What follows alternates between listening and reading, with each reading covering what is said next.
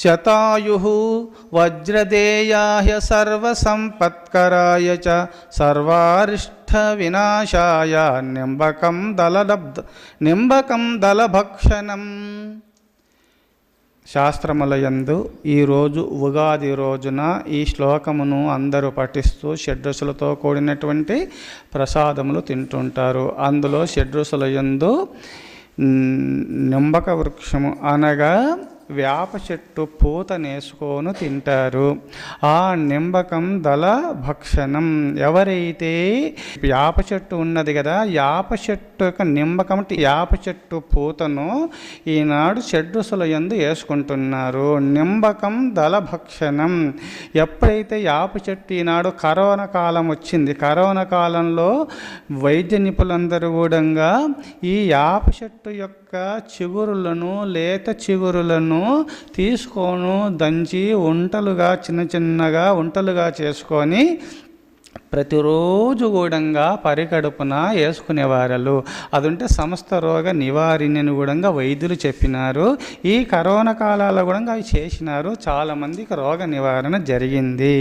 అందుకోసమే ఈనాడు ఉగాది రోజున ఈ శ్లోకమును పుణ్యపురుషులైనటువంటి భక్తాగ్రేశ్వరులందరూ కూడా ప్రార్థన చేస్తారు. శతాయుః వజ్రదేయాయ శతాయుర్వజ్రదేహాయ సర్వసంపత్కరాయ చ సర్వారిష్ట వినాశాయ నింబకం దళభక్షణం.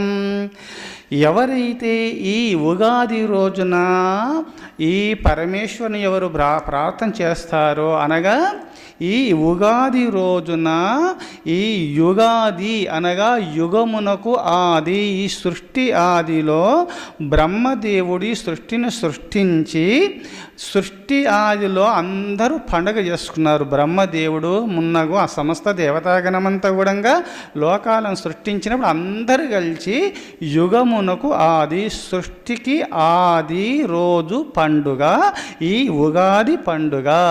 ఎవరైతే సృష్టి ఆదిలో నుంచి ప్రతిరోజున ప్రతి సంవత్సరానికి ఒకసారి పండుగ చేసుకుంటున్నారు.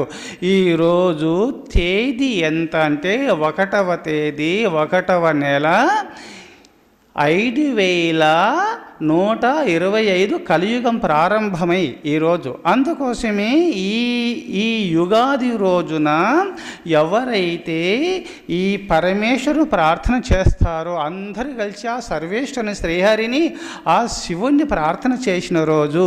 ఎవరైతే ఈ యుగాది రోజున ఆ పరమేశ్వరుని ప్రార్థన చేస్తారో, శ్రీహరిని ప్రార్థన చేస్తారో వారందరూ కూడా శతాయుః 100 సంవత్సరాలు జీవిస్తారు.